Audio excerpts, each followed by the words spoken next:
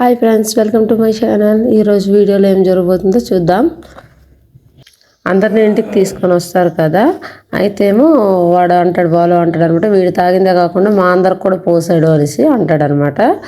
అయితే మీనా అంటుంది, అవును మామయ్య అనుకొని చెప్తుంది అనమాట. తెల్లారి లెగిస్తే పిల్లి ఎలుకల్లా కొట్టుకుంటారు, కానీ ఇప్పుడు చూడండి ఎలా సపోర్ట్ చేసుకుంటున్నారా అనుకొని ప్రభావతి అంటుందన్నమాట. తమ్ముడు మంచోడమ్మా అనుకొని బాలు అంటాడు, ఏం రా బ్రదర్ అంతే కదా అనేసి అంటే అంతే అంతే అనుకొని రవి చెప్తాడనమాట.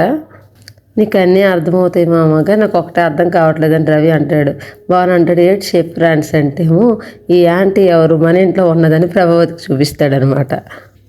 ప్రభావతి పాపం మీనాకు తిడుతుందనమాట. అయితే మీనా అంటుంది, వాళ్ళని ఇది మా ఆయన ఎంత కంట్రోల్గా ఉన్నా వాళ్ళ అన్నయ్య తాగించాడు అనుకొని మనోజ్ మీద అంటుందన్నమాట.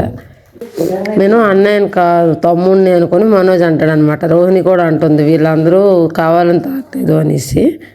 అయితే ఇప్పుడు ఎందుకులే అత్తయ్య, తెల్లారి అందరికీ దిగిన తర్వాత క్లాస్ పీకుతారు, కానీ ఇప్పుడు లోనకి తీసుకొస్తామంటే సత్యం అంటారు. ఎవరిని అంటే వీళ్ళని అంటే ఎందుకు తీసుకొస్తా, వాళ్ళు ఎవరమ్మా అనుకొని అడుగుతాడు అనమాట. మీ కొడుకులే కదా మామయ్య అంటే కాదంట, నేను అంకుల్ అంట, మా ఆవిడ ఆంటీ అంట అనుకొని అంటాడనమాట. వీళ్ళు నాకేమవుతారు, ఏమీ కారు అనుకొని అంటాడు సత్యం. మరేం చేద్దాం అంకుల్ అని శృతి అడుగుతుందనమాట. మీ ముగ్గురు లోనకి రండి అనుకొని సత్యం అంటాడనమాట. నేను నువ్వు ఆంటీ ముగ్గురు లోనికి వెళ్ళాలా అనుకుని బాలు అడుగుతాడనమాట. అయితే మళ్ళీ ఆంటీ అన్నామంటే అట్ల గడితో వాతలు పెడతాను అనుకుని చెప్తుంది ప్రభావతి. మనోజ్ అంటాడు, ఈవిడని ఎక్కడో చూసినట్టుంది అనుకుని ప్రభావతిని చూపిస్తాడనమాట. ఈవిడ పూలవతి ఇంటి ముందు పూలు అమ్ముకోలేదు అనుకుని బాలు అంటాడనమాట. ఈయన పెద్ద కొడుకు ఆ పూలన్నీ మింగేశాడనమాట అనుకుని బాలు అంటాడనమాట. అమ్మో, ఈయన పెద్ద కొడుకు పెద్ద ఫ్రాడ్ అనుకుంటా అనుకొని అంటాడు. అవును తమ్ముడు, అన్నీ మింగేస్తాడని బాలు అంటాడనమాట. ఈ ఒక్కసారి క్షమించేసి లోనకు పంపించేద్దాం అంకుల్ అని శృతి అంటుంది. లేదమ్మా, తప్పుని తప్పుగానే చూడాలి, పనిష్మెంట్ ఇవ్వకపోతే వీళ్ళకి అలసైపోతాము, కాబట్టి వీళ్ళని బయట వదిలేసి మీ ముగ్గురు లోనకు రండి అనేసి చెప్తాడనమాట సత్యం. నేను కూడా వస్తాను అనుకుని ముగ్గురు ముందుకు వస్తారనమాట. ఆ ప్రభావతి అంటది, బాలు ఒకడే చెడిపోయాడు అనుకున్నాను, కానీ ఇప్పుడు మీ ఇద్దరు కూడా అలాగే తయారయ్యారు, ఇరుగు పొరుగు వాళ్ళు చూస్తే నవ్విపోతారు అనేసి అంటే బాలు అంటాడు, ఎవరో ఇరుగు రారా నువ్వు బయటకు అనుకుని అంటాడు. రవిగాడు అంటాడు, ఇరుగు ఎందుకు పొరుగు కూడా రావాలనుకుని పిలుస్తాడు అనమాట. అయితే సత్యం అంటాడు, మీరు కానీ నోరు ముయ్యకపోతే పోలీసులు పిలిచి ఇక్కడ గొడవ చేస్తున్నారనేసి కంప్లైంట్ ఇస్తానని చెప్తాడనమాట. దాంతో అందరూ నోటు మీద వేలేసుకుని నించుంటారు. బాలును వదిలేసి మిగిలిన వాళ్ళిద్దరిని లోనకు పంపించండి అనుకొని ప్రభావతి అంటుందన్నమాట సత్యంతో. అయితేమో మా ఆయన ఎందుకు వద్దు అనుకుని మీనా అడుగుతుంది. వీడే వాళ్ళిద్దరిని చెడగొట్టుంటాడు అనుకొని అంటుందన్నమాట ప్రభావతి. అయితే మీనా అంటుంది రోహిణికి, నువ్వే చెప్పు ఎవరు చెడగొట్టాడు అనేసి అంటే రోహిణి అంటుంది, మనోజే వాళ్ళిద్దరితో తాగించాడు అనుకొని రోహిణి చెప్తుందనమాట. ఎప్పుడు బాలు మీద మీనా మీద ఎందుకు అరుస్తారు అనుకొని అంటుందన్నమాట శృతి. నువ్వు ఆగు శృతి అని ప్రభావతి అంటుందన్నమాట. కనీసం మనోజ్నైనా లోనకు పంపించండి అనుకుని ప్రభావతి అంటుంది సత్యంతో. నువ్వు మనోజ్ గడి మీద జాలి పడితే మాత్రం నిన్ను కూడా బయటికి పంపిస్తాను అనుకుని అంటాడనమాట సత్యం. నోరు మూసుకొని పద లోనకి అనుకుని ప్రభావతికి తిడతాడనమాట. మీ ముగ్గురు లోనకి రెండమ్మా అనుకుని వాళ్ళని కోడని పిలుస్తారనమాట. ఈ ముగ్గురు మీద జాలి చూపిస్తే మాత్రం మిమ్మల్ని కూడా బయటే ఉంచేస్తాను అనుకుని అంటాడనమాట. అప్పుడు బాలు అంటాడు, మా ముగ్గురు మీద జాలి చూపిస్తూ మనల్ని ఉంచేస్తాడు, పదని రమ్మని వెళ్ళిపోతాం అనుకుని ముగ్గురు వెళ్ళిపోతుంటే మిమ్మల్ని కాదు వాళ్ళని రమ్మన్నారు అనుకుని ప్రభావతి అంటుందన్నమాట. వాళ్ళు ముగ్గురిని వదిలేసి అందరూ లోనికి వెళ్ళిపోతారనమాట.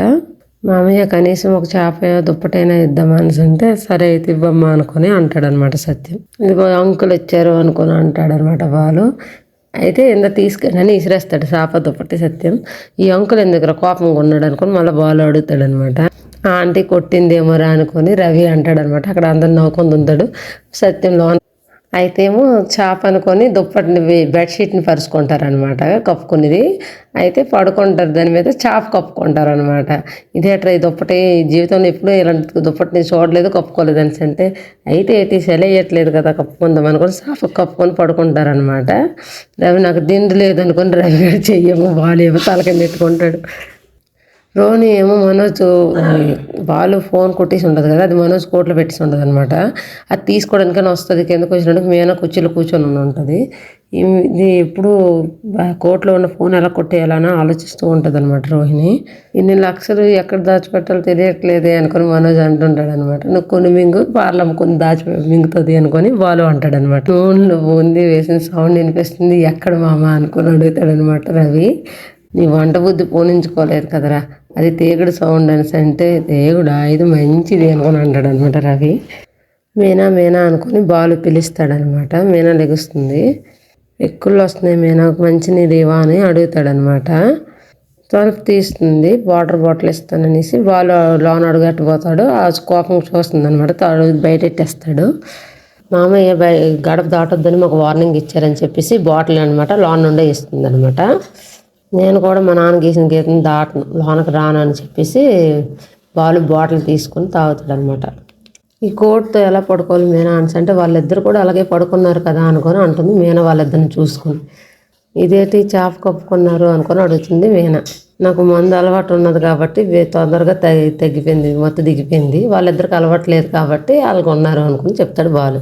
ఇంతసేపు మీనాని దాటుకుని వెళ్ళడమే కష్టం అనుకుంటే ఇప్పుడు బాలుని దాటుకుని వెళ్ళడం కూడా చాలా కష్టం అనుకొని అంటుంది అనమాట రోహిణి వెనకలు చూసుకొని.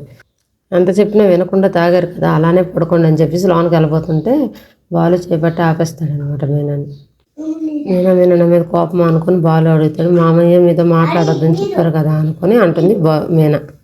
బాలు అంటాడు నాకు నిద్ర రావట్లేదు అని అంటే మీనా అంటుంది నాకు కూడా నిద్ర రావట్లేదు అనుకుని చెప్తుంది అనమాట. తాగితే మీకు బాగా నిద్ర పడుతుంది కదా అని మీనా అడుగుతుంది. ఇది ఫారెన్ సరుకు నాకు అంతగా ఎక్కలేదు అనుకుని అంటాడు బాలు. నాకు బోర్ పడుతుంది కాసేపు మాట్లాడుకొని కూర్చుందాం అనుకుని అంటాడు బాలు. నేను గడప దాటి లోనకి రానులే అనుకుని బాలు అంటాడు. నేను కూడా బయటకు రాలేను కదా అని మీనా అంటుంది అనమాట. సరే అయితే నువ్వు అటు కూర్చొని నేను ఇటు కూర్చుంటానని చెప్పేసి ఇద్దరు అక్కడే కూర్చుని ఆరమందం కట్టు యువతలు కూర్చొని మాట్లాడుకుంటారనమాట. పాపం మనోజ్ కూడా ఎప్పుడు కింద పడుకోలేదు అనుకుని అంటాడు బాలు. బాలు మీనా మాట్లాడుకొని ఉంటారనమాట. ఇక్కడ అంతలో అక్కడికి రోహిణి వస్తుంది. వాళ్ళిద్దరిని అలా చూసి కర్మ అని తలకొట్టుకుంటుంది అది. అయితే రోహిణి గదిలోకి వెళ్ళి ఇప్పుడు ఆ ఫోన్ నాకు దొరకకపోతే ఈ సమస్యకి పరిష్కారం దొరకదు అనుకుని అలాగ అటు ఇటు తిరుగుతూ ఉంటుంది అనమాట. ఇప్పుడు ఏం చేయాలో నాకు తెలియట్లేదు దేవుడా అనుకొని అంటుందన్నమాట. ఇంతలో విద్య ఏమో రోహిణికి ఫోన్ చేస్తుంది. ఫోన్ కొట్టేసావా అని అడుగుతుంది విద్య రోహిణికి. లేదే అనుకుని రోహిణి చెప్తుంది అనమాట.